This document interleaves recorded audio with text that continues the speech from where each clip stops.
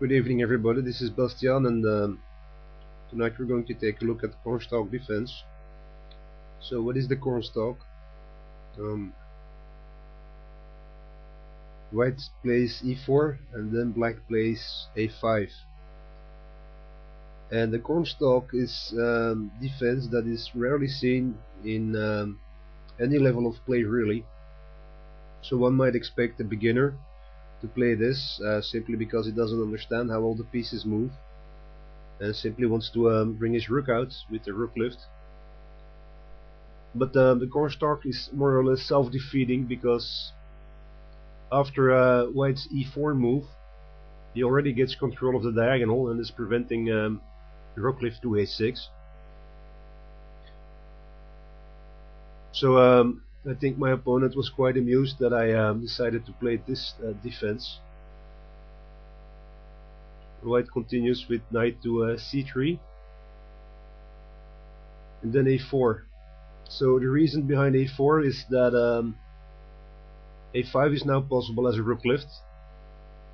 However, with playing knight to c3, black has created an attack on the a4 pawn, and the advance is refuted as well. So white plays bishop to b5, and we can see two pieces attacking the a4 pawn. So the pawn is lost already, and I simply continue with a3. And the idea is that although I've lost the pawn, I can use it to make weaknesses in white's position. So pawn takes, and now white is having double pawns. I continue with c6, kicking back the bishop, bishop d3, and e6. And now I'm having a double attack on the a3 pawn, and white only has one defender. And now white humiliatingly has to advance his pawn if he wants to save it. So it's not so funny anymore for white. d5, and I'm getting a semi-Slav formation with the exception of the a7 pawn, which is missing, allowing rook lifts or attacks on the double pawn.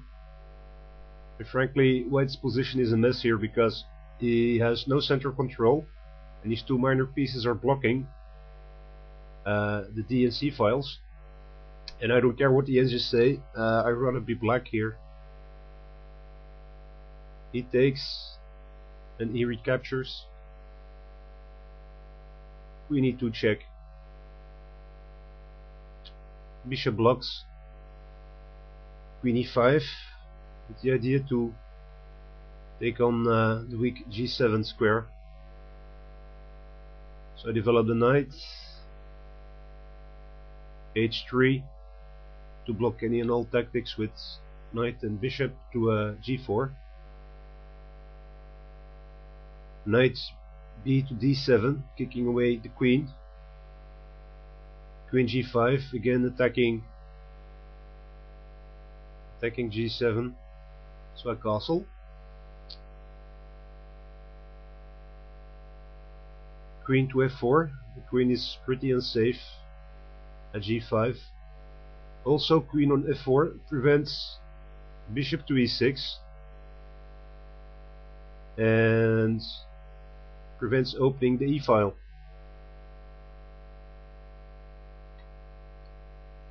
So I can't play bishop to d6, but I can play rook to e8 already. So rook goes to e8, and this allows bishop e6 because of the discovered check. So white blocks the check, knight g to e2. I have to find another way to open the e-file.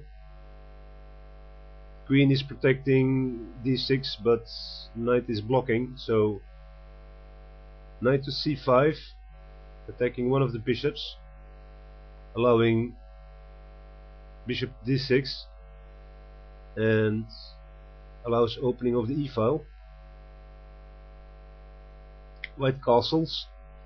I take on the bishop, c recaptures, an in-between move, and now bishop to d6. making white's queen uncomfortable. Queen f3, and now there are several continuations. I can continue with the idea of rook lift, rook to a5, but I like the rook where he is now because it forces this knight to block this pawn. So there's no hurry in playing a rook lift. g5 instead is played very aggressively, and the reason why g5 is played is because this queen is in an awkward position and I'm trying to limit its mobility. White continues with d4, g4. Now there are two possibilities: either pawn takes, but then we get bishop takes,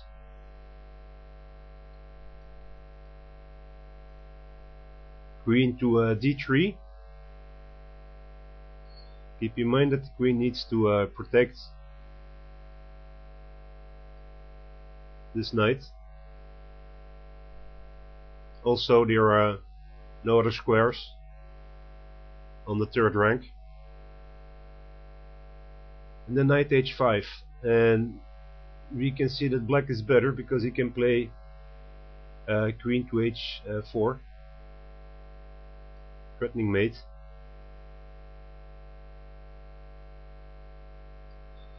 So after g4, white doesn't recapture, but plays queen to d3 immediately instead. So pawn takes pawn, and g takes h pawn, which is probably better, but still losing for white. So play continues with queen to d7, creating a battery.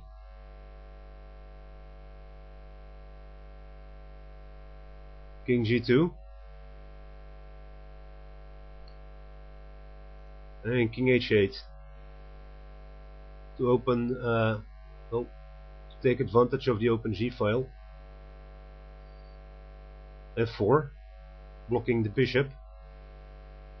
Rook g8 check, king h2, knight h5. So you'll see the idea behind knight h5 in a minute.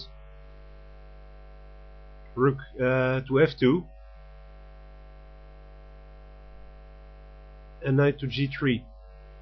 And it looks like there are three attackers now on the knight, but the king cannot be used because of a check. Queen cannot be used because of the queen exchange. And knight takes knight cannot be played as well, because the idea of the knight move is to block the third rank, so queen can take on h3. For instance, if knight takes, we can still play queen h3 check, and either white or black's knight will block the defense of the queen. So king g1, rook takes check with a fork. It's losing for white. So knight to g3 was played, and white cannot recapture. Instead, white is forced to play knight to g1 to add extra defense.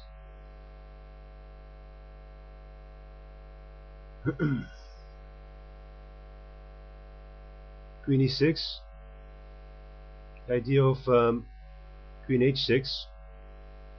So in some cases I would recapture first with the queen, or with the bishop on h3.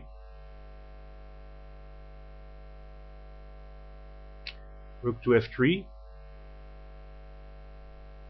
perhaps trying to exchange the knight, and queen h6. And queen h6 prevents recapturing of the knight, because if rook were to take on g3, which wasn't played, then rook recaptures. Now there are two possibilities: either king or queen recaptures, unless white wants to be down a piece and if queen recaptures, we get bishop f4. White will lose the queen. If king recaptures, we get queen f4. Following king g2, bishop f5,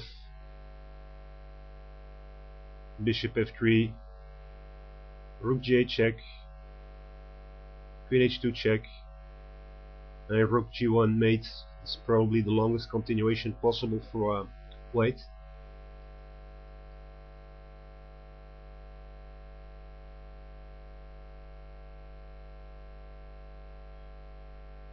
So after queen h6, I shouldn't worry about rook recaptures g3, and white doesn't play it.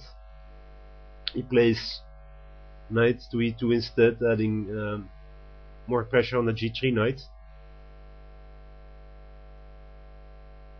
Bishop f5,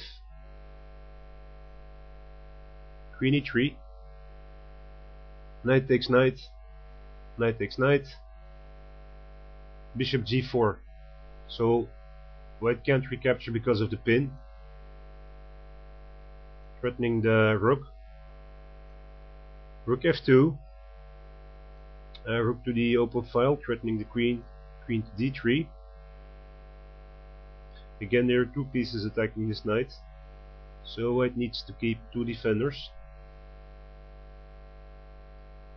Rook takes knight, offering up the exchange. Rook recaptures, then bishop recaptures, and queen recaptures. So at this point, material is equal. Actually, black is down a pawn, but it's all over for white. Bishop takes check, king h1, queen takes check, queen blocks, queen h2 mate. So that was my game using the Cornstalk defense. I hope you had some fun watching it, and please leave a comment and have a great evening.